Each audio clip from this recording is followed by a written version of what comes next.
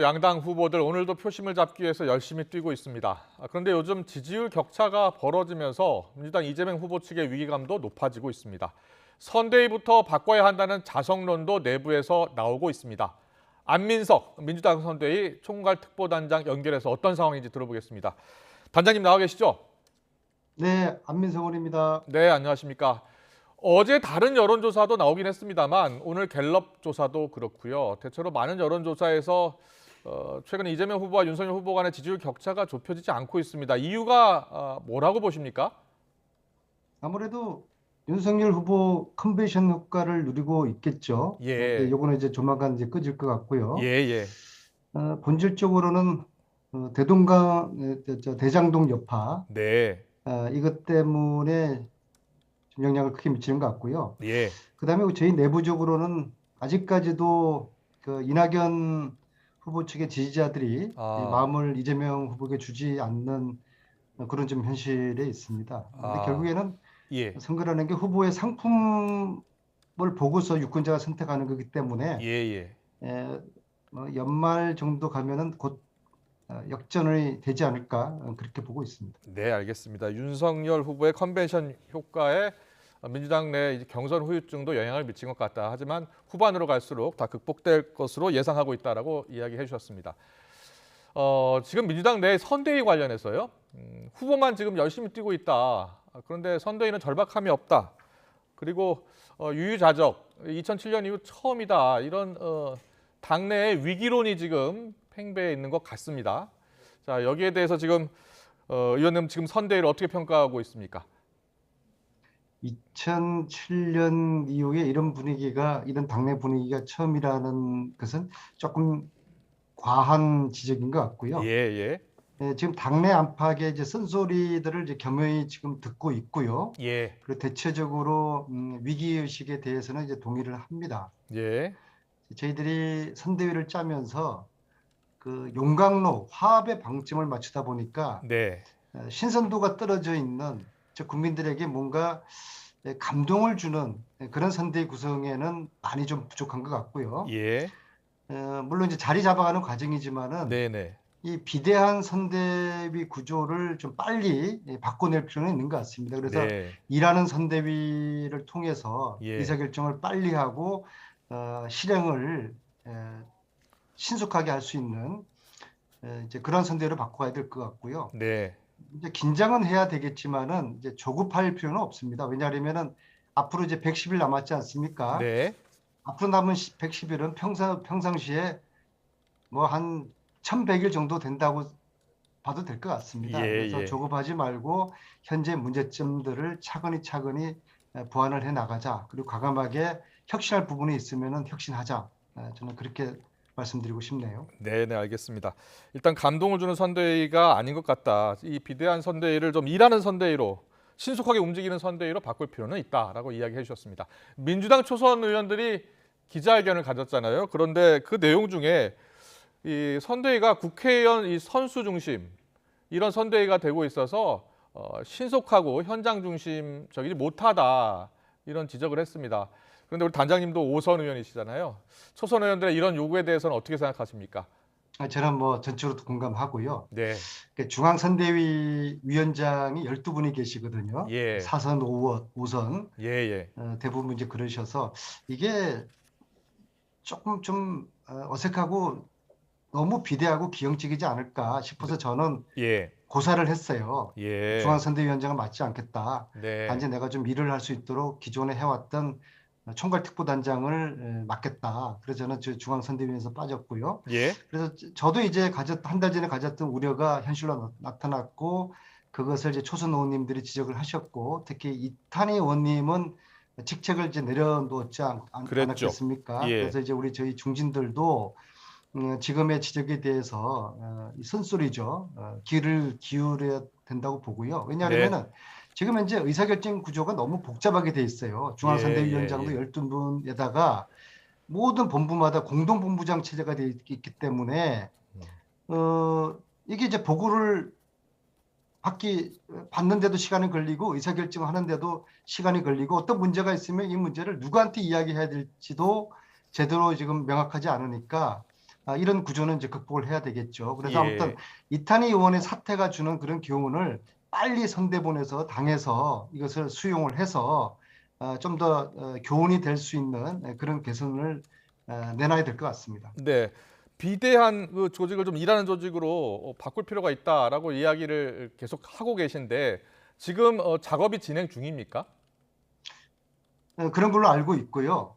그리고 이 문제점들을 바꿔내지 않으면은 선거 치르기 어렵거든요. 그리고 이제 네. 무엇보다도 지금 저희 의원님들이 169분이 되지 않습니까? 의원님들이 아직까지 잘 움직이지를 않으셔요. 예, 그래서 예. 의원님들은 여의도에 머무르지 마시고 현장으로 내려가거나 그다음에 지방으로 하방을 해야 됩니다. 그래서 네. 방점이 여의도가 아니라 현장과 하방. 그것이 지금 돼야 되는 게 절실하고요. 예. 그래서 저 같은 경우는 초재선 의원님들 5분, 박주민, 이재정, 김남국, 이탄희, 김용민 예. 의원님들하고 지난주부터 주말마다 아주 그 어려운 치약지구를 다니고 있거든요. 가령 예. 지난주 일요일 날에는 합천을 갔습니다. 합천을 네, 네. 갔더니 국회의원을 처음 보는 거예요. 예.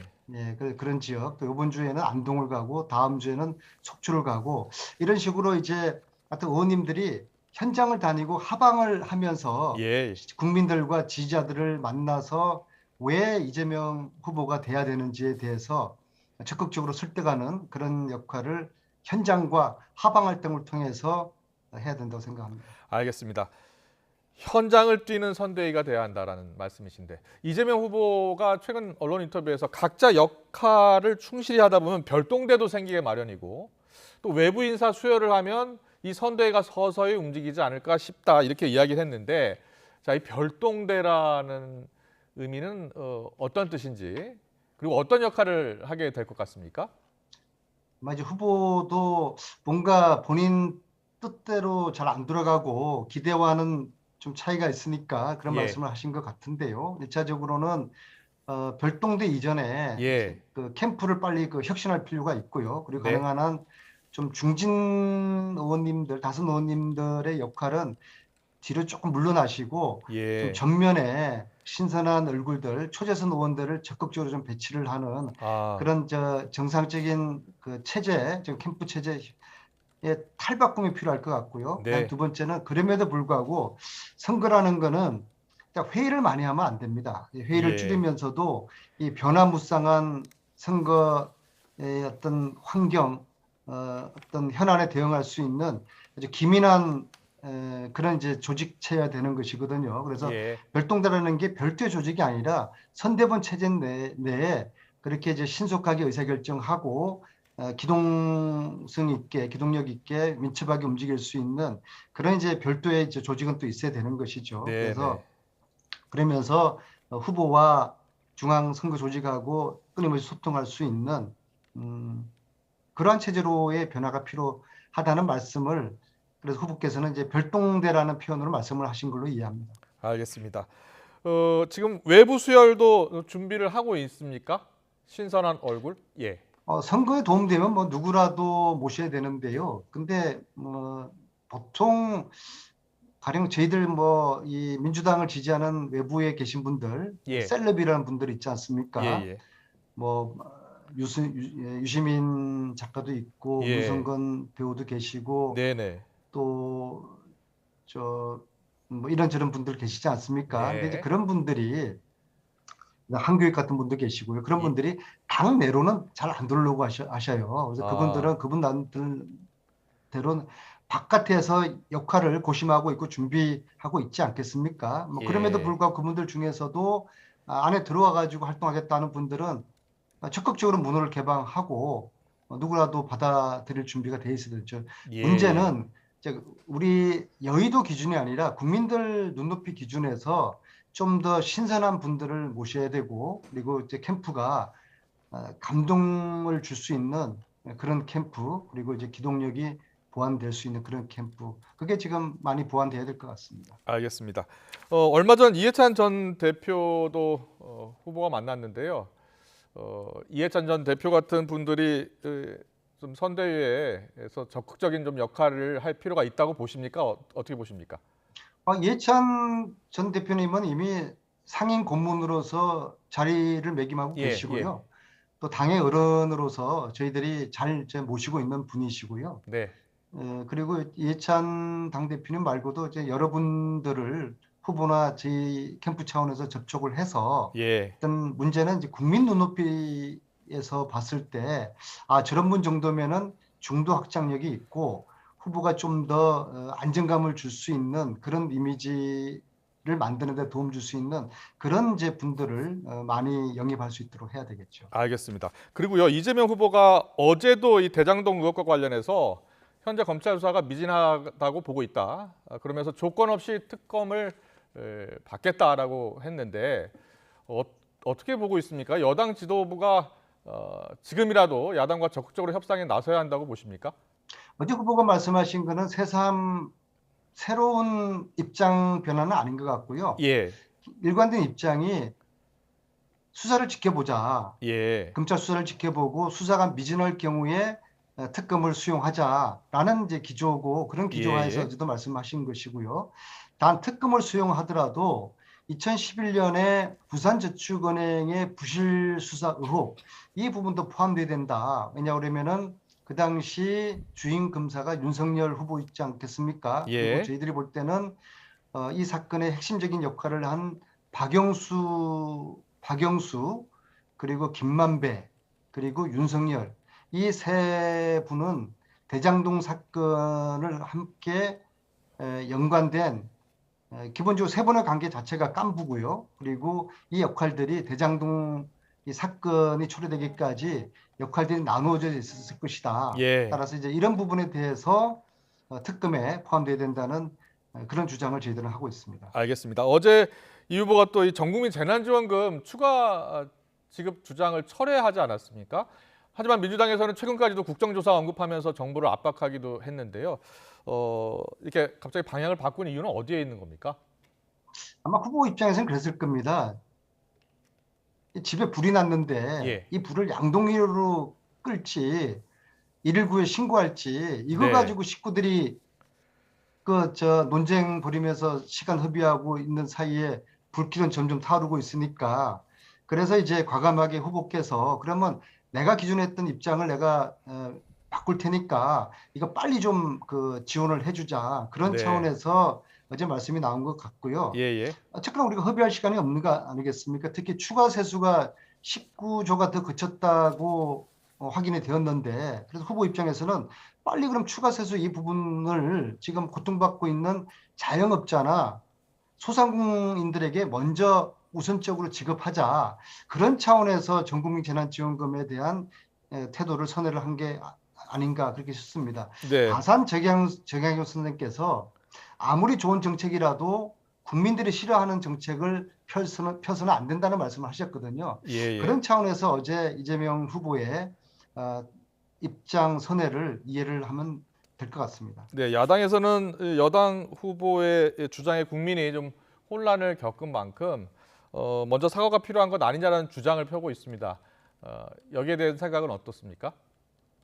사과를 따진다 그러면은 뭐 윤석열 후보가 더 많은 사과를 해야 되는 예, 것이죠. 예, 사과를 하더라도 뭐 개사과 같은 그런 형식이 아니라 진정한 사과, 예, 전두환 옹호 발언이라든지 특히 장모의 그런 불법적인 그런 행위라든지 그리고 예, 지금 현재 어, 윤석열 후보의 부인이 여러 가지 의혹을 받지 않습니까? 예, 어, 뭐 논문 문제라든지 그다음에 허위 학력 문제라든지 특히 도이치모터스 주가 조작한 것으로 의혹을 받지 예, 않습니까? 이건 예, 저는 굉장히 심각한 거로 봅니다.